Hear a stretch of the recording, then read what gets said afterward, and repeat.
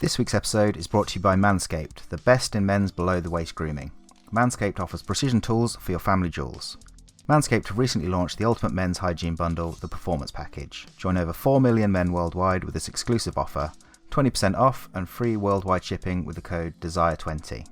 The Performance Package includes their Lawnmower 4.0 trimmer, Weed Whacker ear and nose hair trimmer, Crop Preserver ball deodorant, Crop Reviver toner, Performance boxer briefs, and a travel bag to keep it all in. The Lawnmower 4.0 trimmer features precision ceramic blades with skin-safe technology to achieve a close shave whilst helping to reduce nicks. It's also waterproof, meaning you can trim in the shower and avoid all the mess. Combined with the Crop Preserver and Crop Reviver, your balls will certainly thank you. For above the waist, there's the Weed Whacker ear and nose hair trimmer. Now I'm getting to that age where I'm feeling the irritating tickle of nose and ear hair, so this one has been a bit of a revelation to me. I've used nose hair trimmers before, but they were a bit cheap and basically just plucked the hairs out. I admit I was a bit reluctant to use the Weed Whacker at first due to my past experiences, but it's been great. There's been no snagging and it's been really close, so all the irritation's just gone, and yeah, I recommend this one a lot. Manscaped also throw in 2 free gifts with the Performance Package, the Manscaped boxes and the Shed travel bag. So be sure to visit manscaped.com and get 20% off and free shipping with the code DESIRE20. That's DESIRE20 with no spaces. That's 20% off and free shipping at manscaped.com using the code DESIRE20 with no spaces. Unlock your confidence and always use the right tool for the job with Manscaped. Hope you enjoy this week's episode.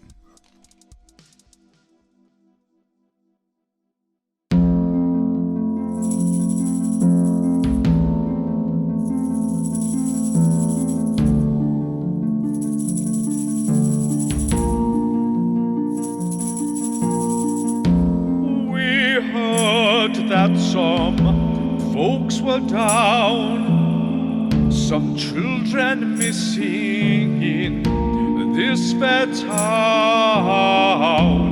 We few, we noble few, it was apparent just what we should do.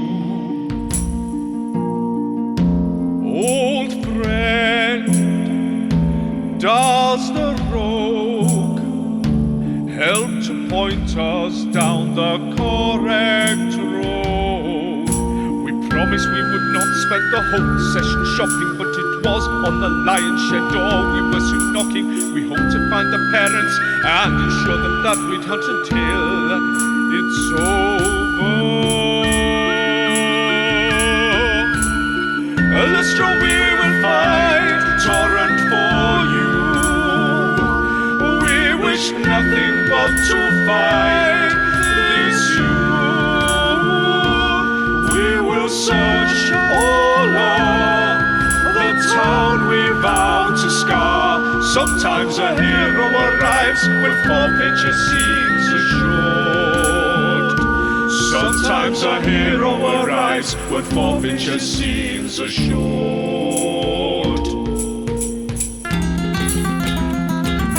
Mystery abound in Tribor. We must find this boy, reunite him with his mother, or reinstate her joy. Where to start we do inquire. A noble cause indeed in dice and desire. Do you think you should tell them about... And she looks up at him and says, possibly. And she turns back to you and says, friends, I'm not so sure about. But I do know that fairly recently, I saw him talking to somebody. Somebody that I'd not seen in the past. Was it Quinch? Is this Quinch? And she points at Quinch. Yeah. Yeah. Dramatic pause as I say the name of the person she's... No, I mean, I before you walked into this store, I'd never seen you before in my life, so no.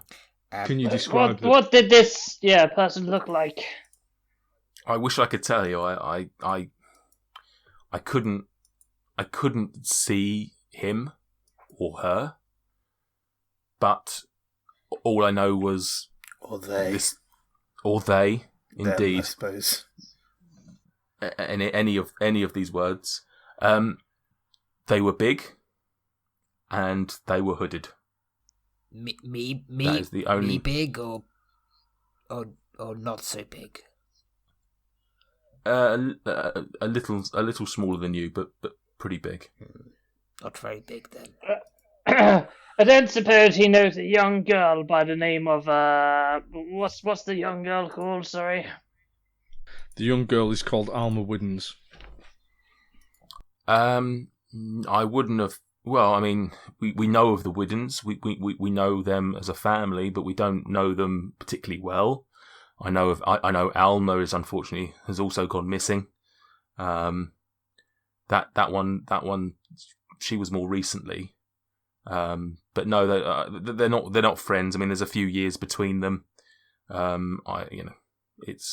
It would be unlikely for them to be friends in certainly the way that you're insinuating.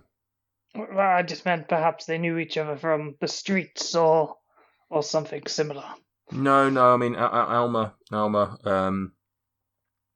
She's younger than Torrend, and she was still living at home. So there's no connection there that I'm aware of. They just happen to have gone missing in relatively similar times. But there doesn't seem to be any connection beyond that, as far as I'm concerned. They never, as I say, we knew them as a family. We would see them every now and again in the family, but they certainly never really talked to each other or had any relationship directly that I'm aware of. Where and when did you see this hooded figure speaking to your dear beloved son? It wasn't long before he disappeared, maybe a week. I asked him about the figure, and he just didn't want to. He didn't want to talk about it. He just said that it wasn't anybody he knew, but beyond that, he wouldn't really say anything more. Whereabouts in the town was this? Sorry. It was near the town square. It was quite late at night, or an evening anyway. Hence why I couldn't really see much beyond the fact that he was hooded and a large figure. Perhaps we could go back and ask our good friend Dars again if he's seen any large hooded figures in the evenings. Possibly. Dars is obviously moves around the town a fair bit. He may have seen something. He certainly never approached us or the Lord Protector to suggest that he's got any evidence on this. And whilst it seems like it could be a potential bit of evidence, it's never really shown itself to be anything more than a coincidence. I have one more question for you, Alestra. Where do the Widdens family live? The Widdens, well, they're out in one of the ranches out on the east of town. I can sort of point you in their direction if that's where you wish to go next. I think we'll certainly go and visit them. I'm not suggesting for a second that the two disappearances are linked, but if we're looking for one missing person, it seems sensible to look for two missing people. I'm sorry, please do. I'm sorry if our questioning or anything has upset you. I can only imagine how you can feel, and I'll look at Narth at this point and say, and I can only imagine how you must feel, Narth. I'm sure you must be feeling tremendously guilty, and probably you really shouldn't blame yourself, Narth. You really shouldn't. I do. I don't blame myself. It's a little condescending to think that I would, but no, he doesn't say that. He says, "Well, thank you for your kind words. I don't actually blame myself. All I did was fall in love with a woman. Unfortunately, she came with some baggage, and that baggage had its own baggage. What an awful man." Dabov would like to ask, how did you guys meet, just out of curiosity? She actually, she's came to me one day with a business proposition to start this Lion's Share general store. She'd had a similar store, or she was working in a similar store back where she previously lived, and following the divorce between her and her ex-husband, she had some money and wanted to set up a new store here. And I'd been working behind a similar store that used to be here, and that went out of business. And she said that I could, that we'd make a good business relationship, which is how this started. And then it led to more. Good story. Blossomed into the seeds of love. Yeah, you make a lovely couple. Two more questions for you, North, before we go. I'm sorry. I'm sure Alestra must have mentioned it before. But where did Alestra and Torrent live before they came to Tribor? Oh, I don't know. Why are you asking me? Sorry, do you not want to ask? Because I was speaking to you, North. I was already having a conversation about how you shouldn't feel guilty about breaking up the relationship between the mother and her beloved son, thus causing the son to live on the streets before he went missing. We were having a conversation. You mentioned where she'd left her husband and moved from somewhere else. This is how conversations work. It is, but also I don't like to, I like to think that I respect my beloved enough to let her answer for herself. I don't feel that it's my place to tell you where she came from. Is Alestra, I'm really sorry. I'm really sorry, but it appears that this man who loves you doesn't seem to know very much about you. But where was it exactly that you lived before you came to Tribe? Oh, before here. Well, I used to live in, and as she goes to say it, he goes Nightstone. She used to live in Nightstone, just to prove that he knows where she came from. Nightstone. That rings a bell.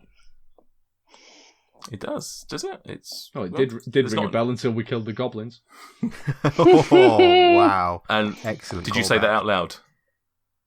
Yeah. Did you say that? Yeah. And when you say that, Alestra goes, goblins?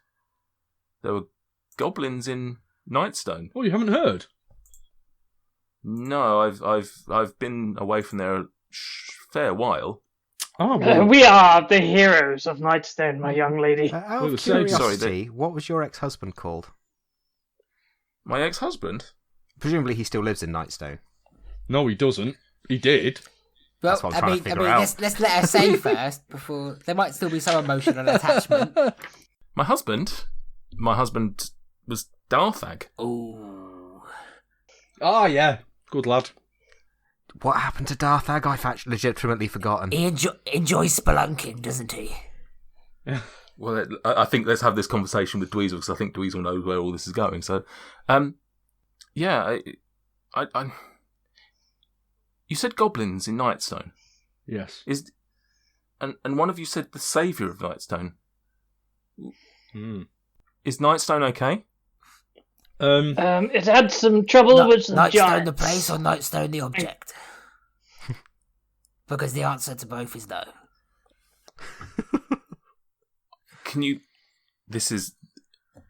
Is Darthag okay? I'm asking you, is Darthag okay? Unfortunately, when we went to Nightstone at the behest of the Lady Nandar, because the town had been besieged by giants and then besieged by goblins who took advantage of the chaos caused by the giants' attack. When we got to Nightstone, we rid the town of the goblins, but found the town otherwise deserted. The Lady Nandar was sadly killed in an attack by the giants. We searched in the caves to the north of the town, and we found the inhabitants of the town who had been taken there prisoner by a clan of goblins and ogres. Some of the members of the town did not survive this, and it is not a pleasant duty, but a duty nonetheless that does fall to me to tell you that Darthag was one of those who did not make it back to the town. We took his body back to Nightstone with Morak, and we made sure that he was laid to rest in the graveyard, and he was everyone mourned him. From what I've heard, he was a good man. I'm sure that you had good times as well as bad times, but no, I'm sorry to tell you that Darthag is one of those that did not make it through the ordeal. As you're telling them this, Alestra is rapt and she's hanging on every word and she's listening to everything, because what you've just told her is not just about Darthag, but you've told her essentially the history of Nightstone in recent times, people that she would have known, people that she would have loved. And when it all happens, there's a moment of silence and she just looks blank. And then she just lets out a big sigh and she goes,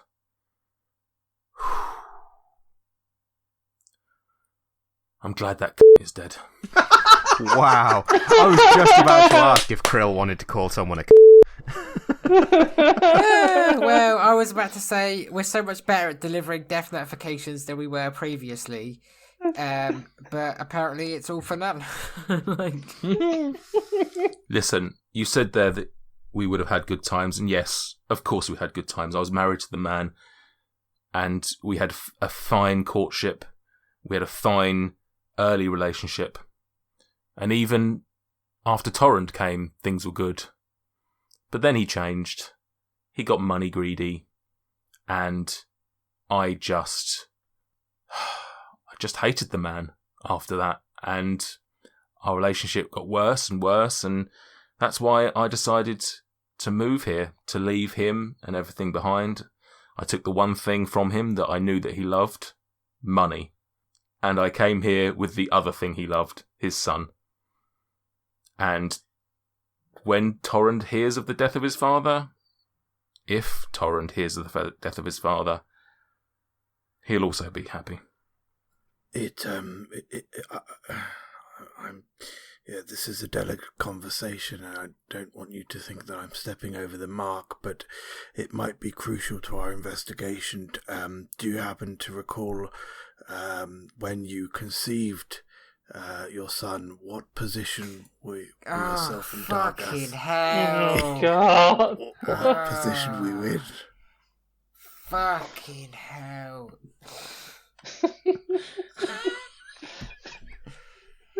As I said, we want to tell you that we found your son. That's the next time we see you, we want to say that we found your son. And this could...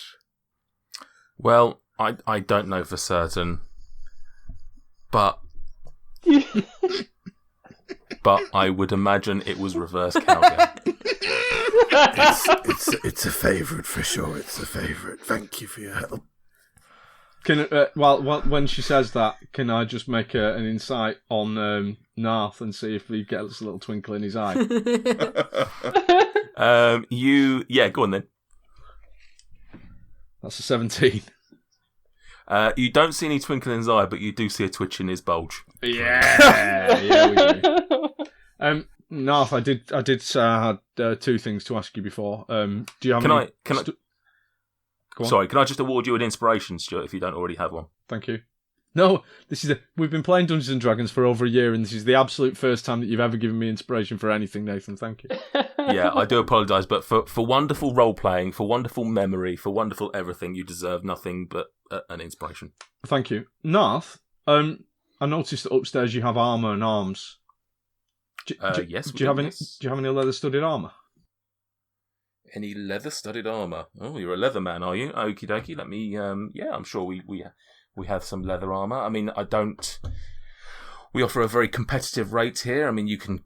I mean, I guess if you really want to, you could go up to Gelrin and try and buy something from him. But Gawain's a little bit fancy, a little bit posh, a little bit more expensive. If you want your traditional armour, then you can do no worse than the lion's share. And he looks you up and down. He says, "You're probably a medium?" Small. Yes, I wear a medium. Yes. A medium leather-studded armour. Yeah, okay, I can let you have that for. I don't wish to talk money after everything that's just gone on here. Well, it would it'd seemingly be crass, wouldn't it? The thing is, Narth, I don't want to put you under. You're a businessman. I don't want to put you on the spot, but essentially, I feel ill prepared to venture out looking for Torrent. As it stands, we don't know. We're looking for a large hooded man. I want to make sure that when I find anyone that may perhaps a foe that's standing in between Torrend and I, it would seem wise that I was equipped the best I could be, and I'm sure that you would want me to be equipped as such, and wouldn't want something as crass as money to stand in my way, would you, sir? Sorry, just if I can get a read on you, sir. Are you emotionally blackmailing me to try and get free armour? I wouldn't use those words. I would probably use the word skillfully persuading. Coercion. I like that word. Everything I'm saying is true. Yeah, I mean, like I tell you what. Roll me a persuasion. That's a 26. Probably passes. He looks you. He looks down at Alestra, who looks up at him lovingly, and he says, "I tell you what. I am a businessman. Here's a deal I can do for you. You pay full price for the armour. But if you bring Torrend home, or you at least bring us some news on where he might be, I will give you your money back, and you may keep the armour." What's the price? 45 gold pieces. I speak up. Listen, Dweezil, I would like to buy you this armour, because I know you're pretty broke. And Krill, Wow. Krill has recently found himself rather well endowed in the coin purse region. Would you accept this gift from me?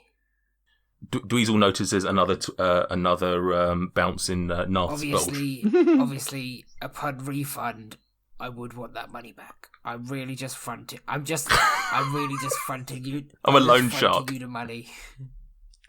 Absolutely, Krill. And with that, Dweezil just winks at Narth and whispers under his breath, "Sometimes the person you are persuading is not the person it seems you are persuading."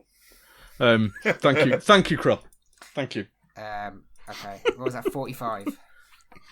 Yeah. 45 Give him. gold pieces. Yeah. Let's just call it a nice round 50. Give the man a tip. Give him more than the tip. No. Oh, the full length. I give him 45 gold pieces. Yep. Okay. And he looks at it, and he checks it.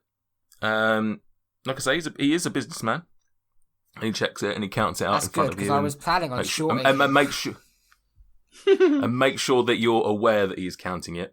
And then he rushes upstairs and he comes back down. He actually brings down a couple of studded armour sets, and he comes down, he looks at you and he holds one up to you and he goes, no, that's not the right one for you. And he holds up another one and goes, yeah, there you go, that's the right one, and hands over some studded armour. Can you just describe exactly what it looks like? Because obviously Sam needs to completely redraw my character out now. Yeah, I will. Let me. Your shirt. It looks like any studded armor, really. The sort of things you can find on Google, such as it's brown. Oh, it's got studs. Yeah, it's armor. Yeah. It genuinely, it doesn't look anything particularly exciting or anything. Like I say, they started this whole negotiation, I guess, with sort of saying that this is a general store. You're just going to get your bog standard, typical studded armor. You're not going to get anything fancy here. It's practical over The mass produced stuff, isn't it? Yeah. It's your standard your bog standard stuff, really.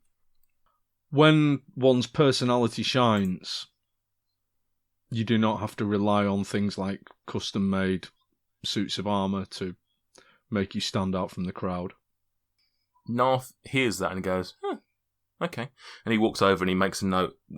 Say that again, when your personality shines. When your personality shines, you do. Would you like me to write it down for you? Yeah, no, that would be excellent. I was just thinking, if you don't mind, I might use that to sell the future armour.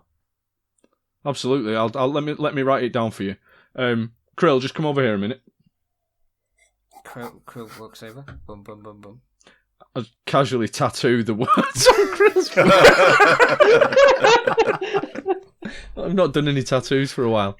Yeah, when one's personality shines, one does not need to rely on. I forgot you had already done one, and it's absolutely never ever getting drawn ever. I can't remember what it was. Oh, it was a symbol, wasn't it? It's a shit horse or something, wasn't it? If I can make a request of Jess many months from now, if you could do a picture of Krill with a tattoo on it, that'd be excellent. Thank you very much. Dweezil, what are you doing to Krill's forehead? But backwards, in mirror image, so when he looks in the mirror, he can see it. Is there, again, not wishing to be crass, and he looks down at Alestra. I do apologise, darling, but they have started proceedings. Is there anything else that I can sell to you good folk to help you in your... I've got a few requests, but I'm happy for everyone else to go first, because mine might take a few minutes. Quinch leaves to go and find the children. Does anyone else want anything before I'm glad we agreed to skip shopping today. I'll try and get through mine quickly, but has anyone else got anything first? No, that's fine. No. Cool. I have 3 items I would like to request. 2 to be discussed openly. 1 I will deal with once everyone else has left. A secret charge. I'm a most special intrigued. order, some might say. Is he saying this out loud? Because this is like Crew's like that's a bit weird. Never. I mean, never. we know mind. it's past. It's not that weird. Firstly, I'll start with something that's fairly simple. Do you have anything explosive? Apart from my relationship with Alestra, we have Can't buy that, to be fair, some. unless it's for sale. I'm sorry. Did we walk into a sex shop? Let me put it this way, big fella. You didn't not walk into a sex shop. You don't know a man called Welbert, do you? Welbert Erotiforge. Yeah. The sexual blacksmith. Yeah. I've certainly heard of the fellow. I don't know where that was going. Let's get this back on track. Something explosive. Well, you're quite in luck. Yes, I can certainly. I've got 1 or 2 things that might be up your alley. Depends if I buy it or not. He Really. leans in, and he leans in and just whispers, "Do you like the idea of gunpowder?" Dabov leans in a little bit further, so it's a bit uncomfortable, and says, "I like it very much." Dabov V for Vendetta. Yep. We have some horns for you. We're back to You're not the only one that's Welbert. got a horn, my friend. Another twitch. I can sell you some horns of gunpowder, some black powder, seeing as guns don't exist apparently. Cool. How much for a horn? 35 gold pieces. Okay.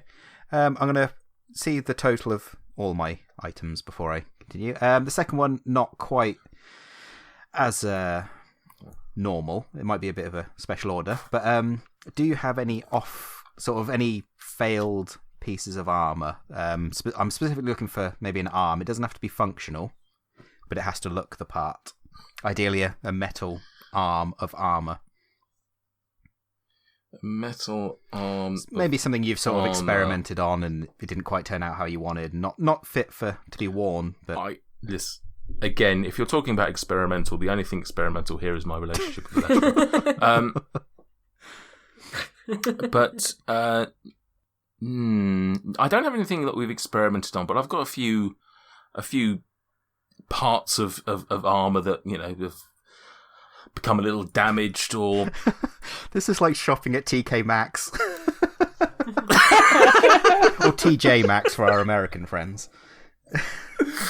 So I've got some bits that are sort of going to waste. So to speak. Condition's not important. It just needs to have some sort of structure to it. So what do you need exactly, sir? Just like an arm from the shoulder down. From the shoulder down, as opposed to from the shoulder up. Yeah, that'd be a helmet. Yeah. Just let me go and see what we've God. I mean, how bad a condition do you need it to be in? It just needs to look like an arm still. It doesn't matter if it's got a few holes in, if it's a bit rusty. Okay. Just Okay, that's fine. And he goes upstairs and he ducks under the little barrier, and you hear a few clinking and clanking as he's moving around some rubbish and trying to find some stuff. And he goes, aha! And he comes back down. And he's got a couple with him. He's got one that sort of it's from the shoulder downwards. It's just like the forearm of some armor, and he's got another one which is actually a full right arm. He says, stroking his left arm, a full right arm of armor, which is from the shoulder down. does it include the hand? Yes, So from the shoulder to the fingertips. yeah, from shoulder to tip. I'll point at that one and say, how much for that one? Bearing in mind, I'm probably doing you a favour by freeing up some inventory space. And as you've dealt with the great Welbert, presumably, just so you know, I am his best apprentice.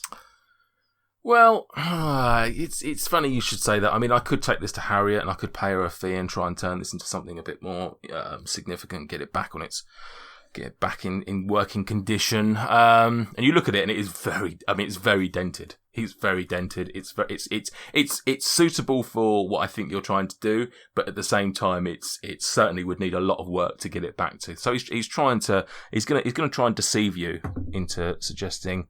What is your? Can you roll me a perception check, please? Perception. I've rolled 16.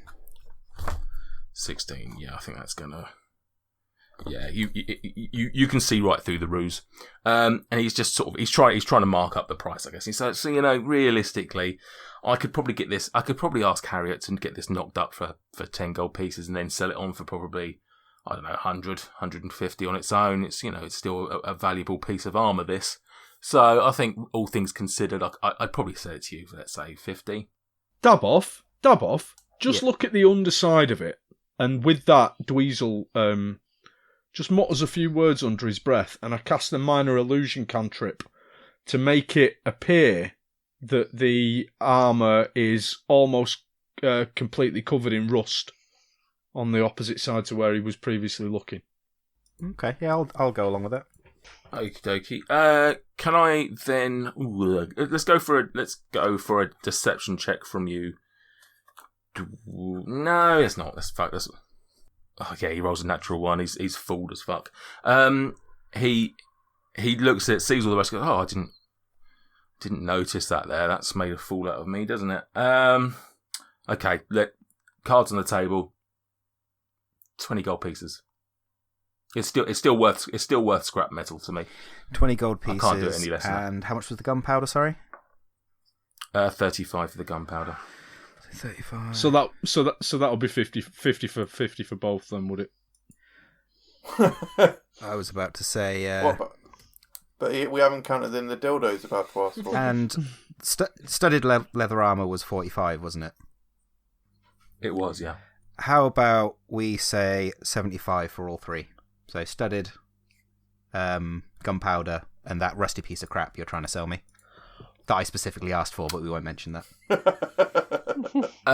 So what? So you're not buying. So this is the one the leather armor that Dweezil's trying to buy. No, because you held up Dweezil's multiple already wearing sizes. it. Yeah, you held up multiple sizes. So he wants his own. Another studded yes, armor in gnome size if you have it. Roll me a perception check. Not perception, persuasion. Persuasion. Ooh, a good one on this. That is an unnatural 21. And it's overall it's about 100, and you're trying to get it for what, 75? Listen, I'll make the same deal that I made with the guy over there. Dweezil. It's 100 for the lot. Yeah, it's 100 for the lot, but I don't think you ever present your name as Dweezil. Who goes? It's 100 for the lot, but I'll give you back 45 if you bring me the child. I don't know why that got all sinister. Any particular child? if you return, I've got a friend with the mind of a child. You can have him. If you return Torren, Could or just bring shave news of Dab Torren, off. then I can give you. Trade myself for I'll some give you all armor. of your money back. Okay, I'll hand over 100 gold pieces. Okay. So he actually so he runs off to get this, because obviously you haven't asked for the studded armor. He runs off to get the studded armor, comes back down with obviously a smaller set for you, but just the one set, just doesn't have 2 gnome sized ones, and he passes that over, as well as giving you the arm and the gunpowder. So you just want 1 horn of gunpowder, yeah? Yeah, for now. Yeah. So and he gives you over the powdered horn. Quinch flies back in with the 2 missing children. Oh, here we go. Then here's 90 gold pieces for you. Yeah. How has everyone got so much gold? And I I've haven't got none. much now. I have. Oh, I've got fuck all, have, mate. How much will he give Present. me for my old leather armor? Oh, wonderful. Your old leather armour. Well, obviously it's second hand. I obviously need to do a bit of work just to buff it up and get it. Oh, it's well buffed. It's well buffed. I could probably do 9 gold pieces for that. Yeah, go on then. Okay, so he hands over 9 gold pieces. Will he pay me 9 for mine as well? I would have thought so. Oh, good. Might as well get rid of mine then. And yeah, Krill holds out his hands toward Dweezil, expecting to be given the 9 gold pieces. I give him a low 5. what, 5 gold pieces? No, I give him a hand slap. I got it. I understand what a low 5 is. Don't worry. I don't like to brag. So yeah. Is there anything else, or do you want to go and see the Widdens? I'm going to say to the other guys, you go outside and discuss what you want to do next. I've got one last item to discuss with the guy, but we don't have to discuss it on air, so to speak. But I think you know what it is, Nate. Yeah. Cool. Yeah, we'll fast forward a little bit. So that happens. You guys all presumably step out. I don't know if any of you've got any funny quips that you want to throw your Dabobs away as you leave the shop. No, good.